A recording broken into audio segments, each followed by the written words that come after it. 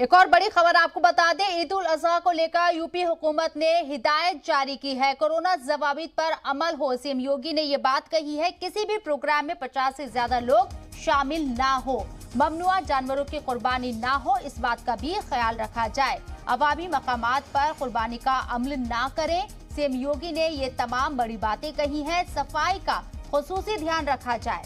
ईद उल अजहा का त्योहार 21 जुलाई को मनाया जाएगा। इसको लेकर उत्तर प्रदेश के अंदर भी तमाम गाइडलाइंस बनाई गई हैं। उस पर अमल करने के लिए वजीर आला योगी आदित्यनाथ ने लोगों से अपील की है। उन्होंने कहा है कि तमाम जो भी जवाबित बनाए गए हैं, जो भी गाइडलाइंस बनाई गई हैं उत्तर प्रदेश के अंदर, उन पर आवाम जरूर अमल करें। ईद उल अजहा को लेकर यूपी हुकूमत ने हिदायत जारी कर दी है। वाज़ेह रहे कि कोरोना जवाबित पर अमल हो, ये बात लगातार सीएम कहते आ रहे हैं। अब किसी भी प्रोग्राम में ये भी उन्होंने साफ कर दिया है इस जवाबित के तहत कि 50 से ज्यादा लोग शामिल नहीं होंगे, ममनुआ जानवरों की कुर्बानी नहीं होगी, इस बात पर भी गौर करना होगा। तमाम उलेमाओं के जरिए भी ये अपील की जा रही है आवाम से कि जो भी गाइडलाइंस बनाई गई है उन पर वो अमल जरूर करें। ममनुआ जानवरों की कुर्बानी ना हो, अवामी मकामात पर कुर्बानी का अमल ना करें, ये तमाम जवाबीत हैं, ये गाइडलाइंस है जिस पर अमल करना जरूरी है। साफ सफाई का खुसूसी ख्याल रखा जाए।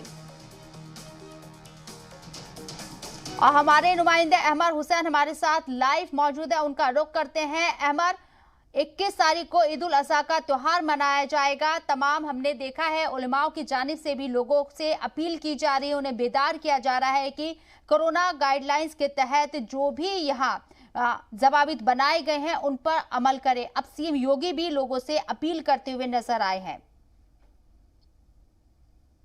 जी बिल्कुल, देखिए अभी उत्तर प्रदेश में भी कोरोना को लेकर अभी अलर्ट जारी है। तमाम राज्यों की तरह उत्तर प्रदेश में भी कोरोना को काफी। अहमर, आप हमारी आवाज सुन पा रहे हैं? क्योंकि आपकी आवाज हम तक नहीं पहुंच रही है, शायद आपसे राब्ता नहीं हो पा रहा है। आगे आपका रुख करेंगे, एक बार फिर से अपने नाज़रीन को ये पूरी खबर बता देते हैं। अहमर, आप हमारी आवाज सुन पा रहे हैं? जी, कंप्लीट कीजिए आप अपनी बात।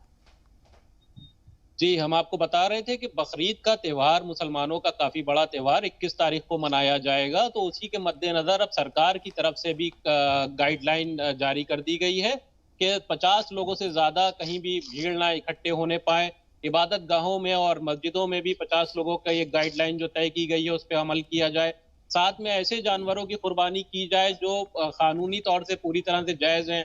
ऊंट की, गाय की या फिर किसी और चीज की, ऐसी चीज की कुर्बानी ना की जाए जिससे किसी को कोई ऐतराज होता है। उसके लिए खास तौर से सरकार की तरफ से ये गाइडलाइन जारी की गई है। हालांकि इससे पहले भी, जैसा कि हमने आपको बताया भी था, कि इस्लामिक सेंटर ऑफ इंडिया की तरफ से भी एक गाइडलाइन और एक एडवाइजरी जारी की गई थी, जिसमें मुसलमानों के लिए खास तौर से हिदायत दी गई थी कि लोग सोशल डिस्टेंसिंग और मास्क का खास ख्याल रखें और इबादत गाहों में 50 से ज्यादा ना वहां पे शरीक हों, और साथ में ऐसे जानवरों की कुर्बानी करें हमेशा की तरह जो कानूनी तौर से पूरी तरह से जायज हो। तो इन्हीं सब को लेकर अब सरकार ने भी अपनी एक गाइडलाइन जारी की और अधिकारियों को निर्देशित किया है कि इस तरीके की जो बकरीद का त्यौहार है उसको पूरी तरह से इन बातों का पालन कराया जाना चाहिए। बिल्कुल, कोरोना मौलिक बीमारी है, ऐसे में त्योहार मनाने में भले ही यहाँ कोई परहेज नहीं है, लेकिन त्योहार अगर एहतियात के साथ मनाए जाएंगे तो ज्यादा बेहतर होगा, क्योंकि थर्ड वेव आने का भी इम्कान जाहिर किया जा रहा है। अहमर, आपका बहुत बहुत शुक्रिया तमाम जानकारी हम तक पहुंचाने के लिए।